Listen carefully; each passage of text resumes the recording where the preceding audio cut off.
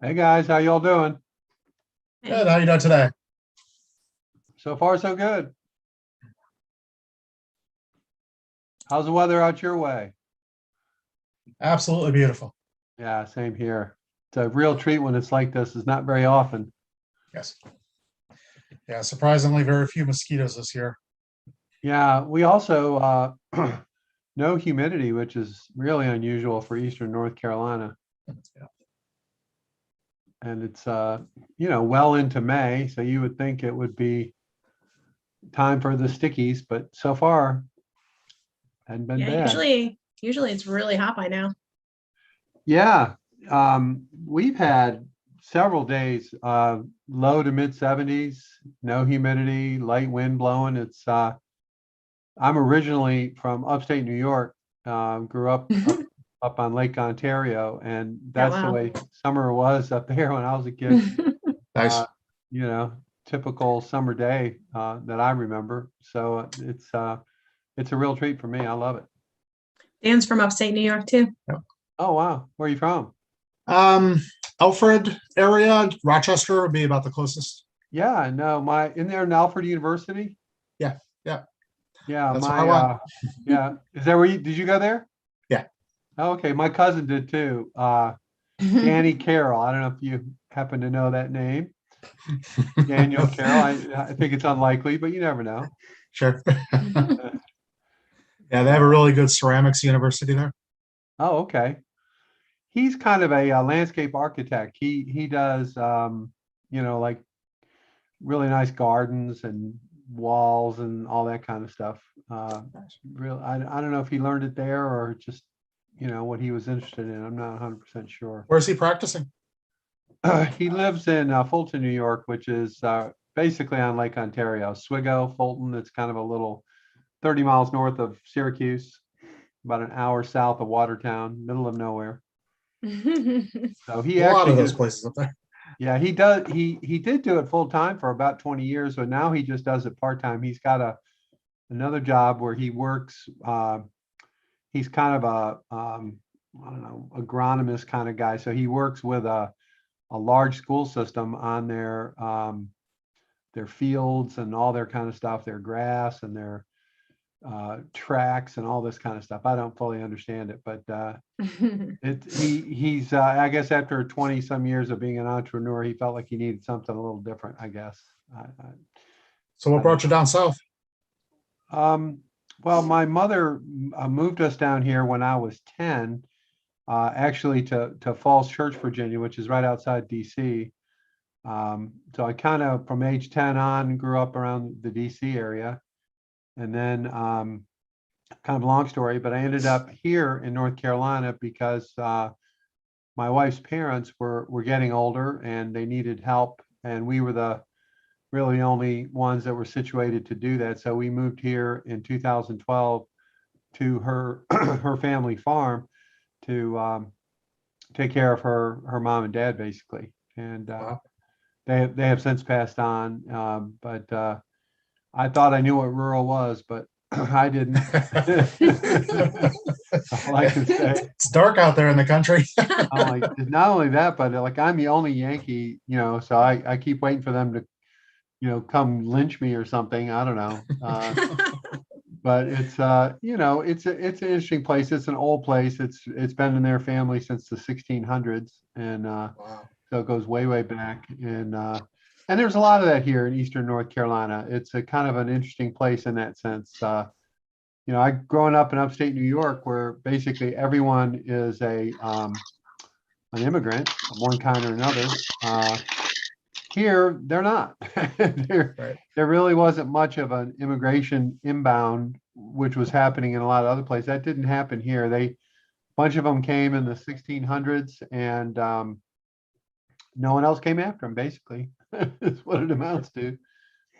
So, yeah, her family came from Scotland. Maxwell is their name, and so they have kind of a Scottish background, Scottish and Northern Ireland, and they just came here, and and ever since they've been here, and the family is it's such a large family that, you know, they don't even know half the people, not even sure if they're related or not, just have the same last name at this point. But it's been interesting to me as a New Yorker and a Yankee to kind of see the way it is around here. You know. Sure. So can you guys see this theater seating? Is that, or are you just seeing? No, it's blank. Oh, too bad. Okay, well, I'll stop doing it then.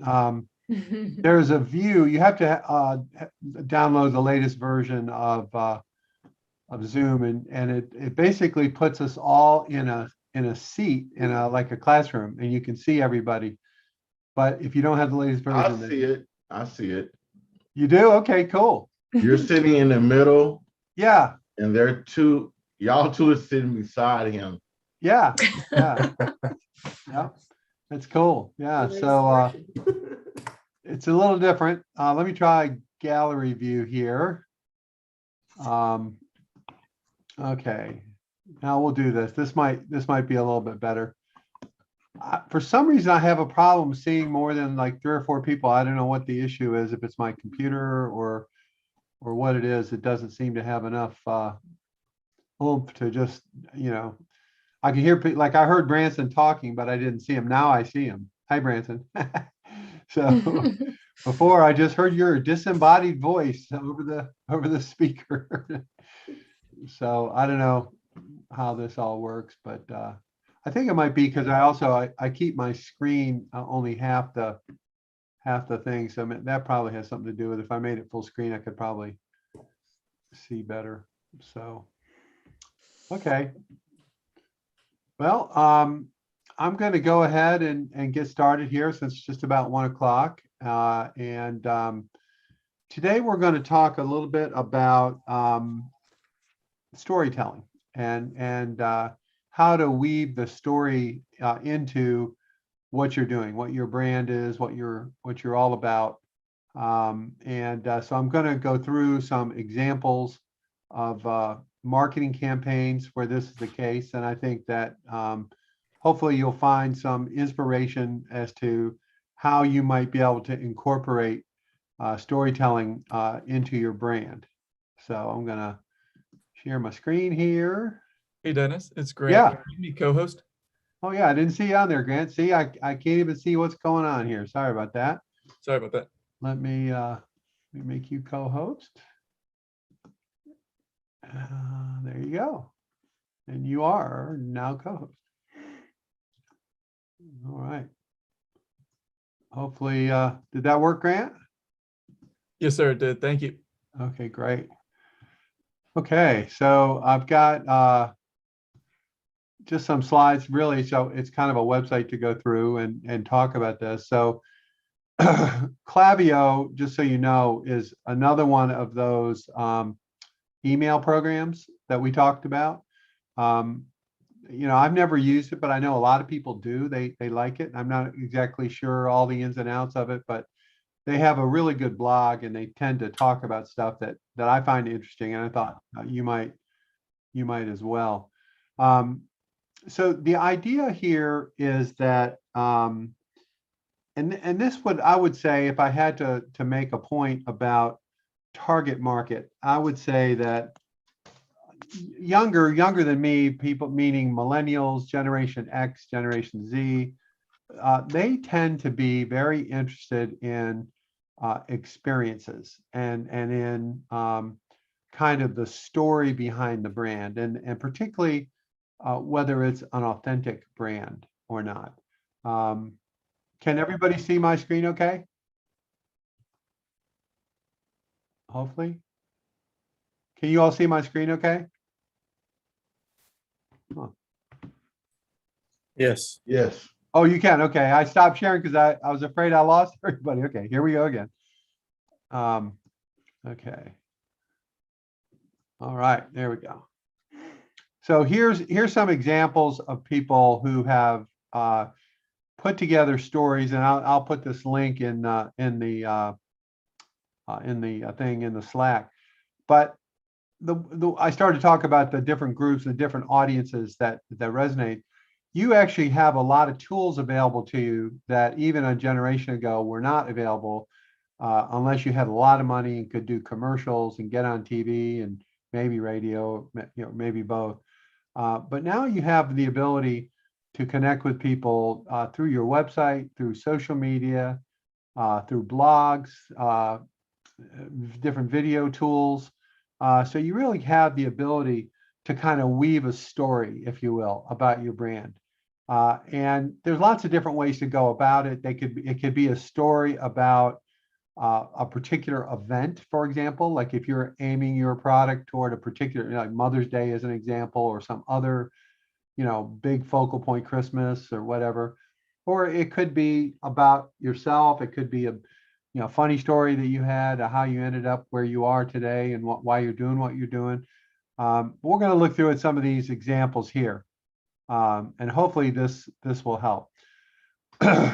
So this first one is a company called Purely. And the other point I'm going to make is I believe all of these stories are just regular people in the sense they are not multi-million-dollar venture capital funded companies, which is why I chose this. These are folks who have decided to do something. So with that, Purely is a Hawaiian lifestyle type brand.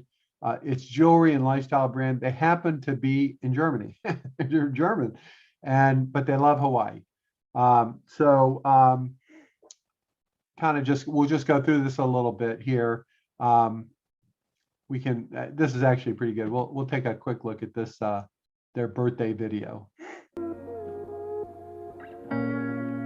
My toes touch the same floor. Our world has been shaken on. Ich weiß noch ganz genau, als ich das erste Mal 2012 auf Hawaii war ich so unglaublich beeindruckt von dieser wahnsinnigen Energie, die dort herrscht. Ich durfte das so an noch keinem anderen Ort der Welt, den ich bis dahin bereist hatte, kennenlernen und war unglaublich beeindruckt, welche Lebensfreude ich auch selbst dort leben konnte. Es war mir so in Deutschland. Okay, I think you get the point. It's mostly stock footage of Hawaii, and I don't know German, but they're telling some kind of story. So that's kind of cool. This here is some of their social media posting and stuff here, and the key point here, I guess, is they really stay in character through all their communication, right? Aloha, this whole idea of jewelry in a Hawaiian kind of venue. This video is the one we just looked at. So you get a sense of how they are continuing that message through everything that they do. And if you go on their website, you'll see the same sort of thing where they'll constantly connect to Hawaii. And I don't know how many of you have spent a lot of time in Germany, but in general, Germany is quite cloudy and gray, like a lot of Europe. And so this makes a lot of sense to me that, if I've got a bunch of German people, I would definitely be aspirational to get to where the sun is shining, where Hawaii might be. So that's just a simple idea here. Lots of times you'll also see this kind of thing with things that say Australia, right? There'll be an Australian kind of look or feel to a product or a service, and it'll run through everything they do, even though they may not even be close to Hawaiian in actuality. So let's see here. Okay. So here's a company called Bombinate. Bombinate is it's basically a bunch of small artisanal brands and products. And so this is their website. So they actually work with a number of makers, if you will, over time. And what they do is kind of interesting. They really keep that theme, shop by your values, assuming your values are artisan, handmade type of thing. And these guys sell all over the world. They explain their story, how they have 4 pillars. Marketing professors love things like 4 pillars, right? You have 3 pillars, 2 pillars, 1 pillar, no pillars. But the idea that you're able to, kind of tell people why you're doing what you're doing and kind of what the basis of it is. Let's see here, admit all, okay. So that's really the point of what they're saying here. It's made to last a long time, so it's high quality, it's handmade, it has the people who made it, and it gives some of the reasons of why people make it. Here's some different products from different aspects, even though from my perspective, they're pretty wide ranging from a rug to a comb. They all have this kind of look and feel that is the same or similar, a branded look and feel. And here they're showing where their brands come from. In this case, it's focused on Europe. You can see it's pretty widely ranging around Europe. And then what they do is they actually create collections. And this is something that if you're using Shopify, for example, this is a strength of the Shopify platform, this idea of collections. You can have different groupings of products. They're almost like a little mini website on their own, where they're collected, and when you click on it, you're within that collection. You're not all over the website. It's kind of like an organized place for all your stuff. But one of the things that I think really stand out about this to me is the quality of the photography. I don't know how much time you all spend on that subject about photography, but it's a big deal. Photography, the two things that I've heard a lot of people who I respect say that really makes a difference in e-commerce. One is photography and 2 is reviews. Those 2 things are, if you were to magically sell your company for $10 million to some investor, and they wanted to ramp your brand up, that's the first 2 things that they would look at: the quality of the photography and the customer reviews, because Amazon has proven that people love reviews, especially if it's a brand they don't know. They'll read those reviews to help them make a decision about what they're going to buy. And then here, I think you would agree that these pictures kind of set a tone. They have a look and feel. It's consistent. It's kind of soft. I would argue kind of soft and indirect. Like this picture of a rug. It's hardly showing the rug at all. It's showing the big plant more than the rug. But a lot of that has to do with their belief and how they want to promote their products. This is another example of a collection here where it says Mediterranean Living, Summer Tone. This is a group of products that they have put together in kind of a showcase to put it all in one place. So you're not necessarily looking all over the store for stuff. This might be inspirational for you. You may get some ideas from it. There may be other things that you're doing. They also have a place where they feature a particular brand. This guy kind of looked like Eric Burden of the Animals back in the 60s. I don't know, maybe it's his son or something, but this guy has some story that they want to share this brand with. So, I think this is a good website if you need inspiration for look and feel and photography and kind of creating a feel. I think they do a really good job.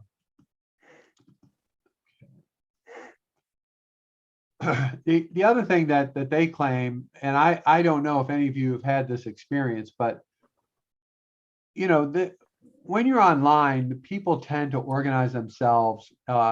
I'm going to call them tribes or groups or consumers that have similar interests.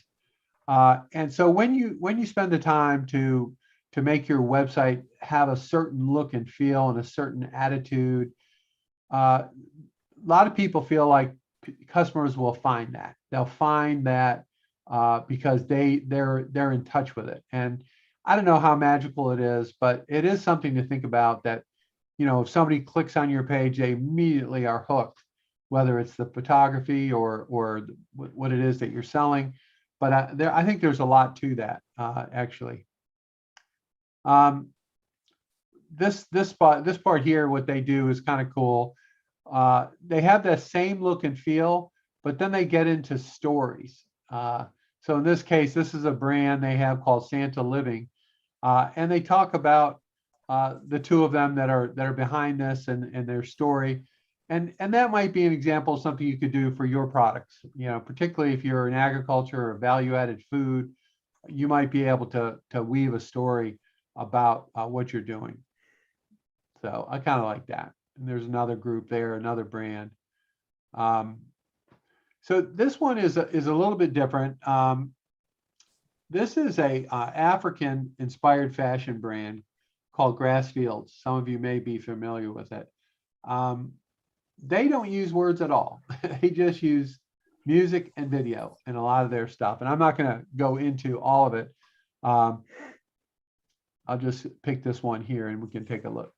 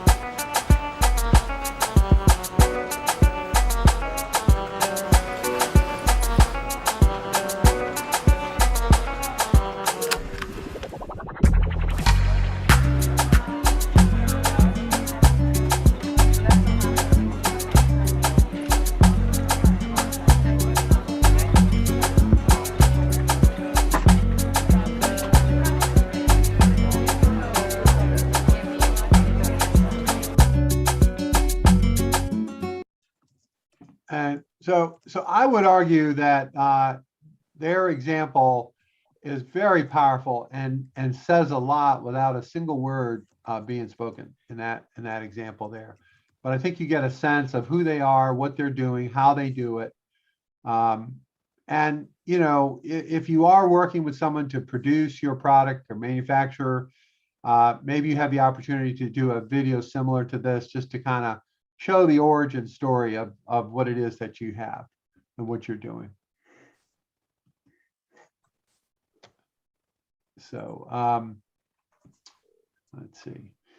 We talked a little bit about this the other day, and this is where this company Clavio is going to get in a little bit of a campaign thing. Let's see how we do it here. So email drip campaigns versus nurture campaigns. I'm not going to read you all this, but basically these are different techniques to continue communicating with customers or prospects on a variety of bases. One might be moving them along a customer journey. Another might be an educational process where you're educating them about something.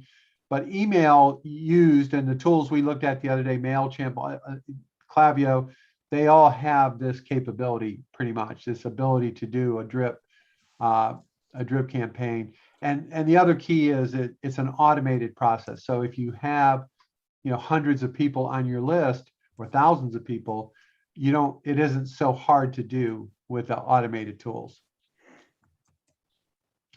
So let me go back here. I don't know if you all are familiar with Chubbies or not. This is a brand that basically makes swimwear, and what they're known for is a really funny sense of humor. And when they go out there, they have these stories like this guy's talking about being bit by spiders or whatever. It's just kind of a wacky way to tell your story with a little bit of cheekiness, I guess, if that's the right word. And then notice they've got their commercial ask is in the middle of the story, in this case here. So they've, again, as we talked about before, this kind of look and feel that identifies them. These guys seem to have that same sort of approach, and they're they're just selling casual shorts as far as I know. So it's kind of cool. So this is another company. I don't know if you all have noticed, and if you're not a person who has a beard, you may not pay any attention at all, but there's been a lot of activity with beard related stuff lately. Quendel's raised his hand. Yeah. I just can't get over. I mean, there's so many. I don't have a beard, but I just noticed that there's just all these products and people and websites. And so this guy actually, if I remember right, I think he may have either sold or bought, something happened as a result of his success, but he created this whole thing, beard brand, using his, I'm sorry. Went the wrong way. Sorry about that.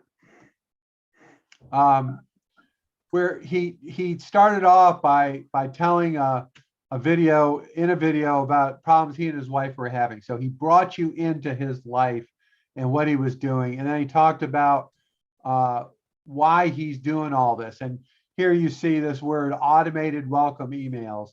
That's the same thing as a drip or nurture. That's where, there's some sort of process that get people hooked into you. And so, again, bad beard days suck, whatever. I'm sure they do. And there he is. And, if you think about the amount of money spent on this, the answer is zero, right? He's got this guy with a tripod in front of him, doesn't even have a background. It's just black, right? And he's just sitting there looking at you, and he's going to tell you some story about his beard or whatever, of his hard times in life. And that's basically what he does all the time. Is I guess he has a cool beard. I guess he wants to show it off. I don't know, but this whole thing just keeps on going, and it's very personal. It's with love from Texas and Washington. I just really like that connection and that connectivity. And I don't even have a beard, so what can I say? Okay. So this one here is a company that is really behind the LGBTQ community. That's kind of what they're all about. That's what they want to boost and support. So that's a core brand story, right? That's a reason why they're doing what they're doing. And they're called Skinny Dip London. And so here they say back in 2017, they launched a campaign called #HateSucks. So hashtags, if you're not familiar with them, hashtags are a way to connect keywords across platforms. So if you create a campaign, for example, let's use hate sucks just to make it simple, and you put that hashtag on Facebook, Instagram, Twitter, yada, yada, yada, it will connect anybody who wants to learn about the Hate Sucks campaign. All they have to do is put in a search is that hashtag, and it will find all of the content where that hashtag appears. So hashtags can be very, very powerful. You can create content over lots of places, and then you can connect them with hashtags. And that doesn't mean it has to be a link. It can just be a hashtag. And if you're careful about it and you do enough, you will own that space, right? So coming up with a hashtag that's unique for you and your brand story and what you care about, and is funny enough that someone can remember, or serious enough, or whatever. Hashtags really are a unifying character. It's a way to connect disparate efforts, disparate campaigns, disparate channels of marketing. It's a way to pull them all together in a simple way. So I really like that. You don't see it as much as you used to. Hashtags seemed to be really popular about 5 years ago. They're still popular. Mostly I see it in politics and things like that, as opposed to brands, but it does work. And so here's an example. their website, Hate Sucks, they're announcing it. And that, if you put Hate Sucks in Google, you're probably going to see all of their creative that they created across all the different channels, even if you're not in those channels. Okay, this one is kind of cool. So I don't know if we talked about brand voice, but it kind of is in keeping with creating this story, this brand story. Your brand voice might be funny, might be serious, might be, like Andy Griffith or what, it can literally be anything, but it has to be consistent. And so in this case, this is a company that decided to freak you out and say, "Hi, I'm the hacker who gained access to your email account." And it just goes through this whole thing. It's not a hacker. It's just them sending out an email. But they said that almost everybody opened this email and read it because they thought they'd been hacked, and so that's kind of ingenious. I think it's a little dangerous to do that. They might really get upset at you. But it is, that kind of thing is a good idea. I think ways to kind of punk somebody to get them to open up the email or communicate with you, I think is kind of cool. So anyway, the idea behind all of this is really about creating your brand story, creating your brand voice, and more importantly, using it all the time, right? Using it across everything that you're doing. Because remember in our earlier video with that crazy guy with the ponytail that was talking so fast, he said somebody has to hear something 28 times before they remember it. If you're old like me, it's more like 38 times or 48 times. But the point is, you'll get bored and you'll want to change it. And if you remember what he said in his video, Coca-Cola has never changed their message since 1903, and Pepsi changes it every other year. And who registers? Coke registers, Pepsi doesn't, as one example. So this is on all of you. This does not take money. It just takes a little bit of time. Think about how you want to express yourself, in these ways, these brand ways. And it doesn't have to be you. This is not you. This is your brand story. And I want to highlight that's a pretty big difference. It can even be a secret brand, right? Like something that's completely opposite your personality. Maybe, that would be really a funny way to go. Something that's just the antithesis of everything that you are. That will be your brand. Maybe it'll make you laugh. I don't know. So anyway, so I've got another one I want to show you. First of all, any questions or thoughts on this this aspect?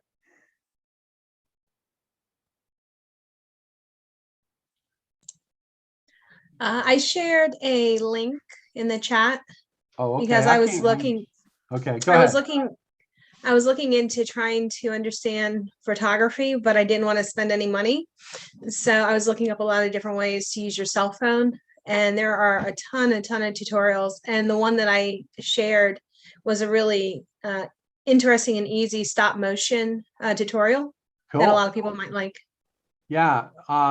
One of the greatest places for that kind of stuff is the Shopify blog.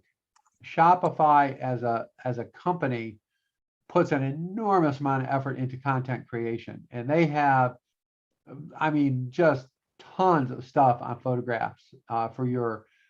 I think they even sell a camera called Shopify camera or something for taking their.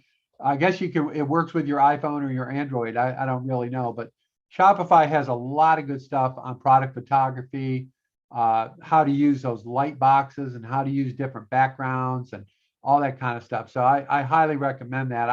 I post a lot of that stuff on our social media. So I have quite a few little how-to things on there, but a lot of them will come from the Shopify blog. Highly recommended. Because what I like about that is it's oriented toward using it on your site, right? It's one thing to be a photographer, just to be a photographer. It's a whole nother thing to actually be making it something specifically for your site. So I really like that aspect of it. Thanks a lot for posting that. That's great. Grant, if you could copy those postings so we can put it on the Slack. I'm not sure we can reach the chat after we finish the session. I'm not 100% sure. Yes, sir. I can do that. Okay. So this is a company in Chapel Hill that I've been doing some work with. And it's called Cottage Lane Kitchen. And what I like about it is it's a real effort to tell their story. And their story is an interesting story from my way of thinking. This 4 generations making relish in the exact same kitchen at Chapel Hill. I find that hard to believe, but it's true. So they tell the story, and they basically make hot sauce and relish and stuff like this, and sell it in grocery stores and online. But this panel right here, Cottage Lane, is a real place in North Carolina, and they have their own garden where they get all this stuff, all the peppers and all that kind of stuff they grow themselves, and then they cook it in apple cider vinegar, which I know, living here in the South, I know that apple cider vinegar is something that's not to be trifled with. It's a very important thing, apparently. So, but these guys do a pretty good job. They got a funny little tagline: relish every day. Their logo is very simple. It's a text logo. It's not color. And the advantage of that is you can use it in lots of different places without spending a lot of money to have 4-color printing. And you can make it, that could be black on a white background. It's really easy to work with. The testimonials to me are very similar to reviews, if you will. They feature those high. They won an award in the Good Foods Award. I think also their packaging is pretty clean and easy to see. They emphasize the idea of spicy pepper relish. That's kind of the space they're trying to own. And then the different types they have are in smaller underneath. So I don't know. I just think they do a pretty good job. They also post on, this is their Instagram feed. So they have their Instagram feed on their homepage, which you can do pretty easily.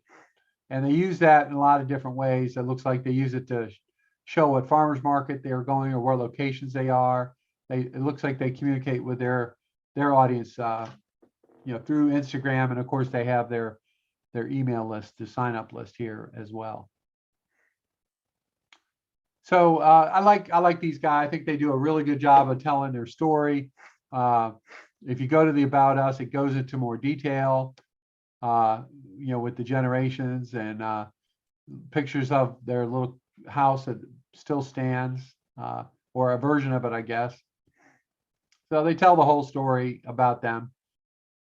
So I personally think it's interesting. I truly don't know how much it has to do with the success of the brand. I think pricing is important. I think understanding that somebody wants the product, that there's a need for it. But I think if you do have an interesting story and you want to share that, this is not a bad idea. It does add a lot of personality and a little bit of connection for those. It's a really hard judgment call for me to say how critical that is to success.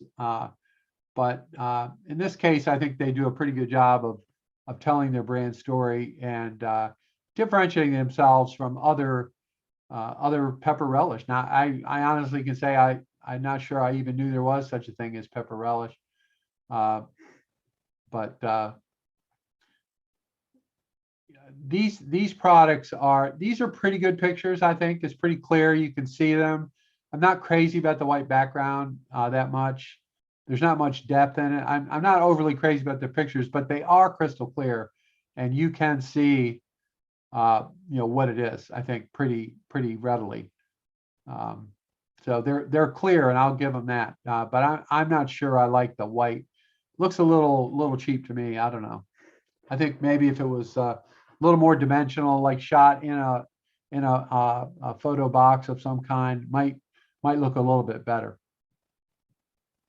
What do you guys think? What does that strike you as kind of cheesy, or does it look good to you?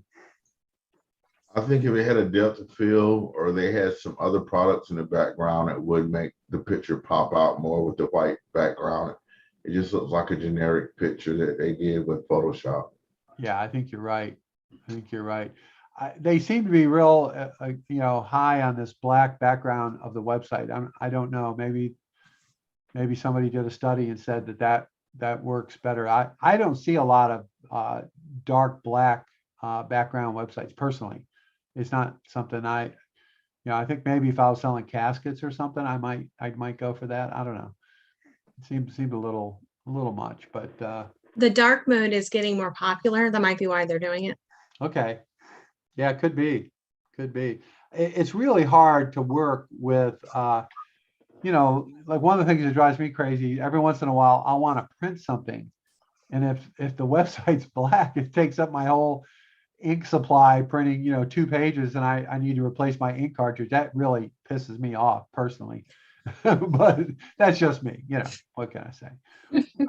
But other than that, I don't know. I think it's pretty clean. I think the logo's good. I think the tagline's good. I think the story's pretty good. If you click into one of those, does it have a different presentation? Oh, let's see. Yeah, not really. Just the same thing. Like here's this is what you were talking about. This looks a little better. It's a little bit of depth of field, a little bit. I guess there's pineapples in there and stuff. This is some of the ingredients that are in this particular. I think it's citrus and pineapple, habanero, citrus and pineapple.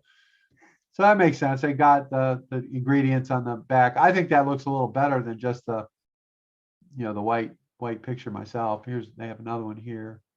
If they Dennis, sell you on- think that they're trying to give an old-fashioned or vintage look about their background, Yeah, it could be. the black and white being It kind could of be. old-fashioned? That's what I see.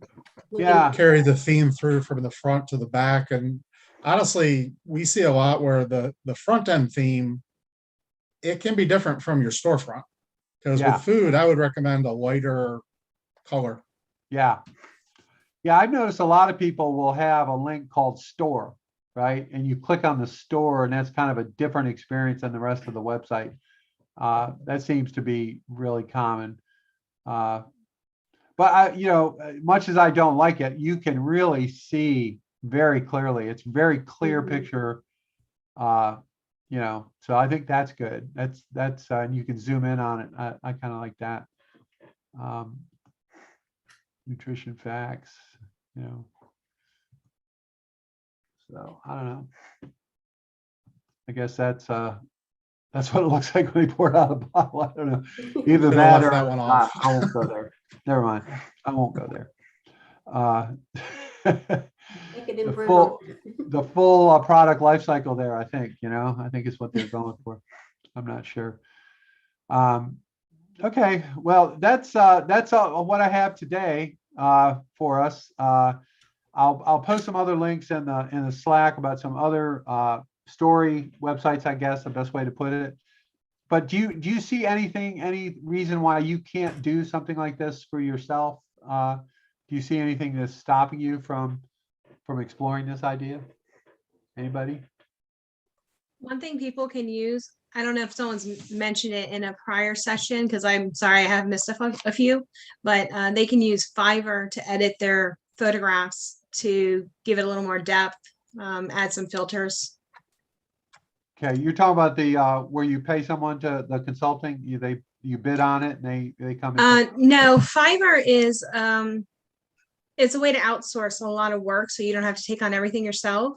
Right. And so anywhere from $5 to up to a couple hundred, you Yeah. can hire someone to edit your photographs for you to give them a little bit more professionalism Right. without you having to buy software or learn how to be a Photoshop expert, because it's a lot of extra work when you can pay someone, $10, $15, $20 Right. to just edit the photos for you. Yeah. I'm a big believer in Fiverr. I like it. I've used it a lot over the years. They can do logo design. Right. They can do a lot of stuff. So yeah, I would recommend if you plan to use Fiverr, always ask for the source files, because they have a habit of sending you the finished JPEG, PDF, SVG, etc., and they retain the source file so that you're forced to come back to them for every single edit. At Good. some point, the Fiverr people are not going to be able to accomplish what you need. So whatever the source is, whether it's CorelDRAW, Adobe Illustrator, Canva, whatever the source file is, always ask for your sources. And if you don't get the source file, don't complete the project and give them a bad review. Yeah, that's good. Good tips there. I like that. You Um, could, go ahead. Go ahead. I do a lot of photo editing. Me and my team, we do digital media content. So we do everything from filming to putting on major concerts to I've helped build websites and even went in to do pictures and photos just to help clients help build their stuff. So that's another avenue with me being here in the Eastern Carolina that y'all can reach out to me, and I'm reasonably priced to do it, to come in. And I've worked with everything from urban artists to country artists. So I've done Fantastic. the whole spectrum of all types of pictures and photos and music and content. Cool. Make sure you post that in the Slack channel so everybody can access it. That's wonderful. I will. That's really good. Thank you. Yeah, Fiverr is,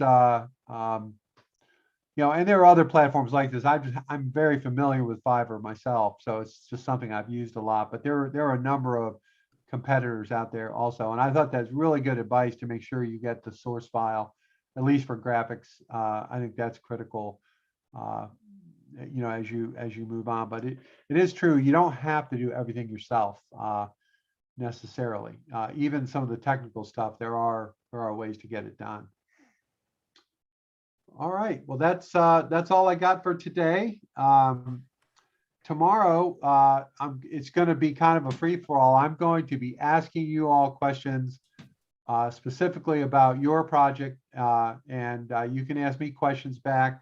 I want to find out, what big issues you're facing with your websites or your business, and I want to talk about that. And hopefully, it'll be a good exchange for everybody. We can really surface some issues if there are any. There may not be any. It'll be a short session. That's okay.